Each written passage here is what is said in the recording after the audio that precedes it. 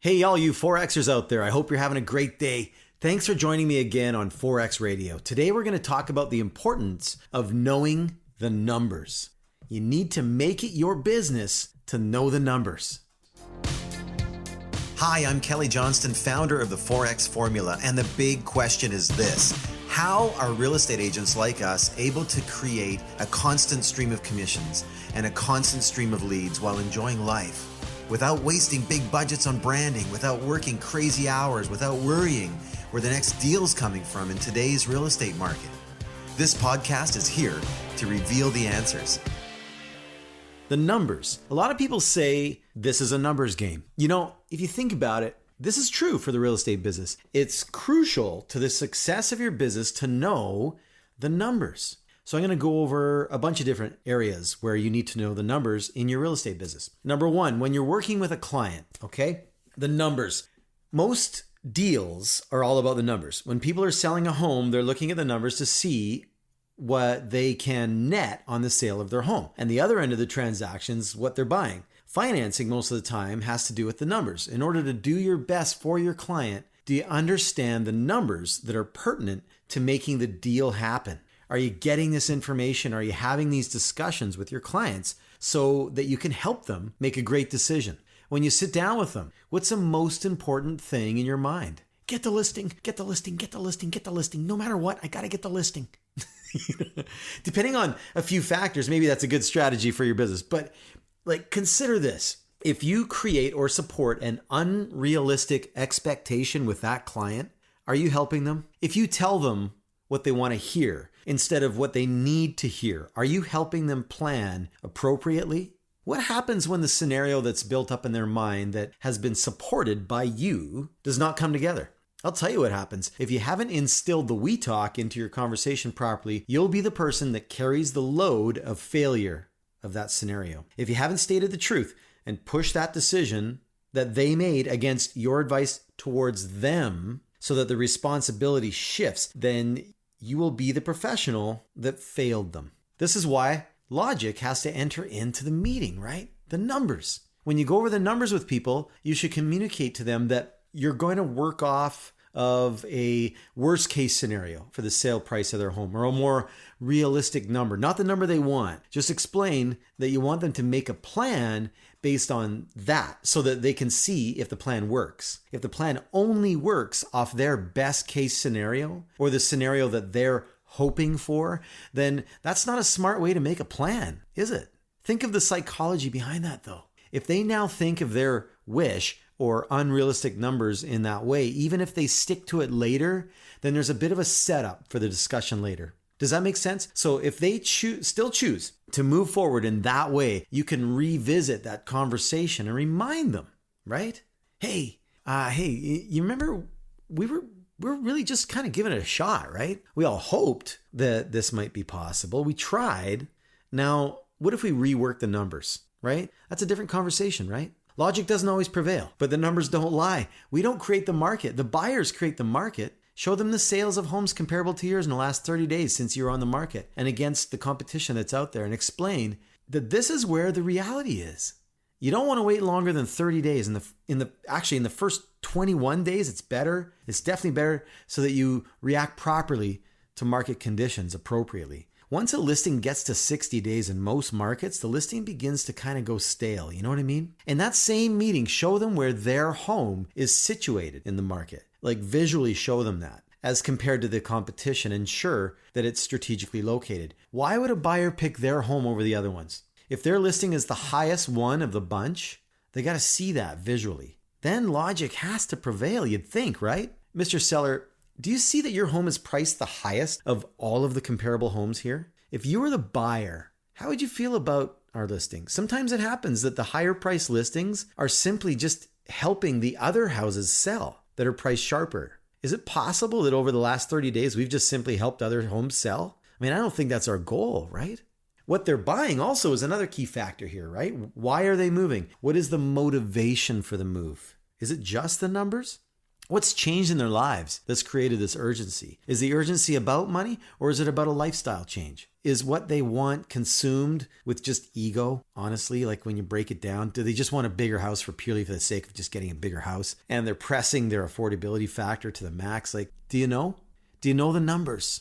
The time to go over the numbers is in the first initial meeting. Sometimes that's not the listing meeting. The best time is the meeting before the actual listing meeting, the planning meeting, right? We have tools for this in the 4X Formula Real Estate Training Course to help you have a great meeting, have a great planning meeting so that the game plan gets mapped out and everyone gets on the same page. Know the numbers. You should know their mortgage payout amount, their affordability goals for a monthly outflow. In other words, the monthly payment that's affordable for their budget goals, and then get a little bit of understanding about the probability of approval based on income level, estimated debt level, etc. Like calculate payment amounts based on today's interest rates. Do you know the current rates? Know the numbers. Why spend all the time, money, and effort unless there's a chance of success? After going over everything, the conclusion may be that it's not the right time for them.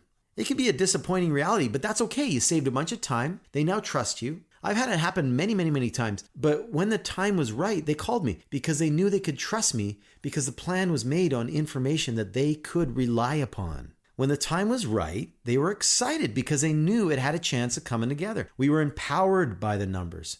So you see where the relationship gets solidified in this scenario? As a group of people, we've gone more deeper than just doing a transaction. We've had meaningful discussions about how we can affect this life change that they're considering. We're looking out for their best interests. They see me as someone in their corner, right? Okay, number 2. What about investors? Investors are a great source of business, but their criteria for buying is different. Do you know the numbers that are important to them?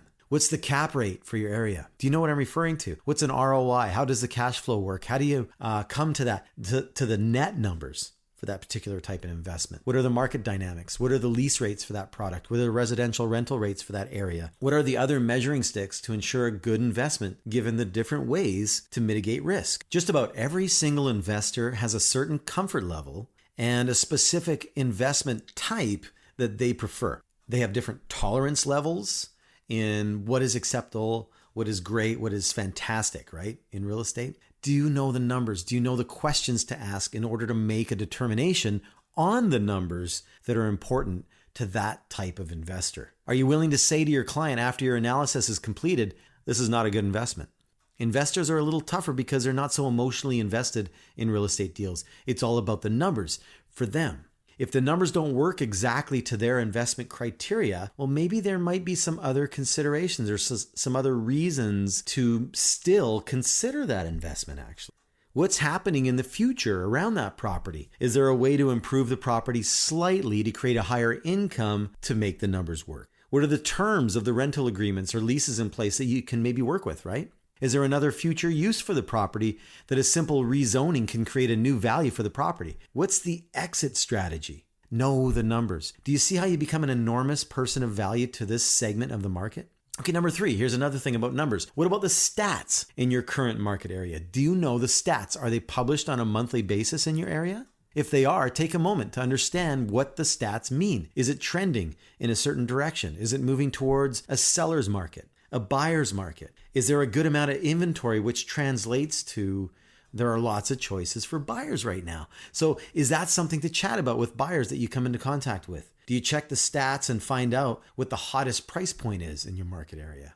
If 40% of the sales are happening in a certain price point, then what's the type of product that's mostly popular in that price point? Where are there more buyers buying right now? What are they selling in order to buy in that price point? Know the numbers. Know where to focus to get more results. When you're listing a home in that area, how does the conversation go? Do you know the numbers? Make it your business to know the numbers. This is what a realtorpreneur does. Yep, I brought it back. Here it is. You heard it first here on 4X Formula Radio. But you're a person running a business. You're an entrepreneur, a realtorpreneur, and you need to know the numbers. So let's take that to the next level. Number 4. Now, what about goal setting and business planning? Do you know the numbers? Do you know what your average dollar per deal is in your market right now? And I mean commission dollar per deal. Do you know if you're on par with that in your business? Or are you a little lower or higher in your business compared to the average? Do you know that number? For business planning and goal setting, this is really important. If you don't know, then how are you supposed to set goals? How do you plan your year ahead if you don't know that? How do you measure success? It's not about how many days you show up at the office. It's not about how many hours you stay away from your house before you go home. It's the deals that you do per year. But how do you know how many deals you need to do to make the income that you need? Well, you need to know your dollar per deal. I've heard many people talk about how many millions of dollars they do in business, and then that's a brag point for them. And this is, just think about this. This is why I'm not impressed. Let me explain.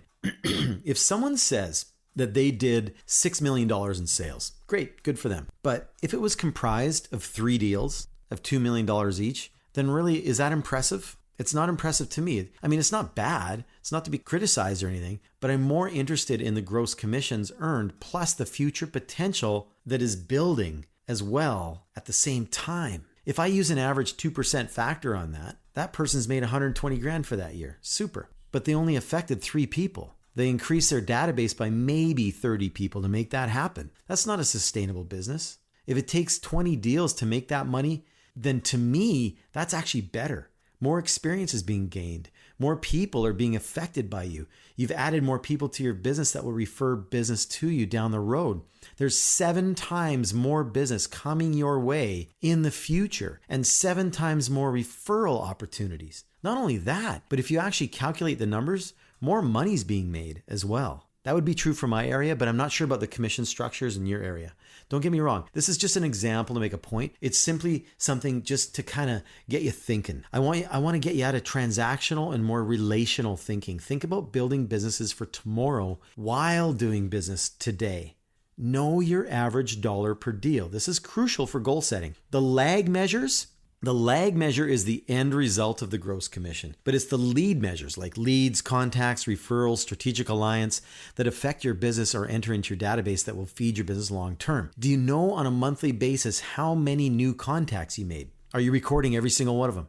How many you need to make to get the result that you need? What's your conversion rate? Count every lead from every single source. Even an email inquiry on a listing that never gets back to you, that counts as a lead.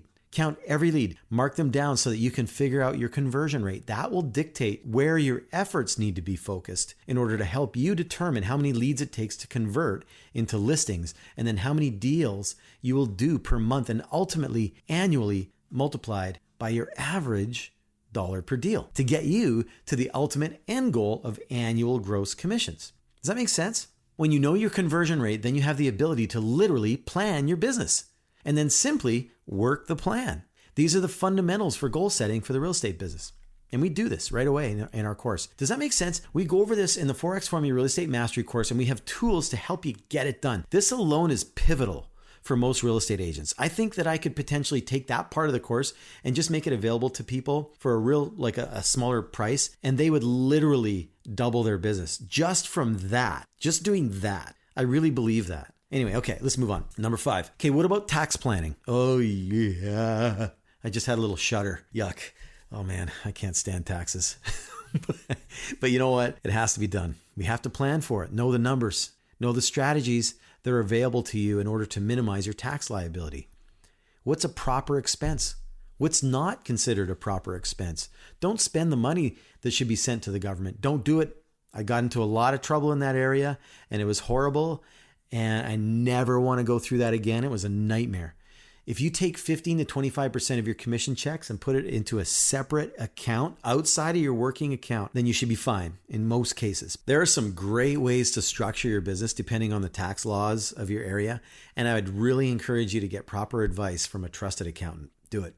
Don't be cheap on this. In order for you to get out of survive and move on to thrive, you need to be thinking bigger from the beginning. Plan for success. Don't plan for failure. Don't spend the government's money. If after all is said and done, the taxes are paid and there's money left in that account, then take it. Go on a vacation. Put that money in your investment account, whatever. That's the time to enjoy the money, not during the months that you're earning it. Does that make sense? Okay, number 6, business expenses.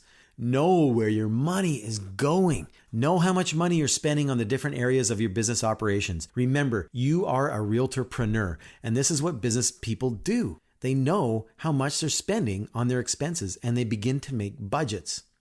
As your income increases, you can increase incrementally, but if you suddenly start to get better results while spending the same on certain expenses, then you're creating a fantastic business that's highly profitable. When you keep track of your expenses and begin to track what gets you the most results, then you begin to understand how to say no to certain expenses and plan for spending in areas that are most productive and profitable. So more about this on the course. A, if you hire an assistant, what's the net result of that?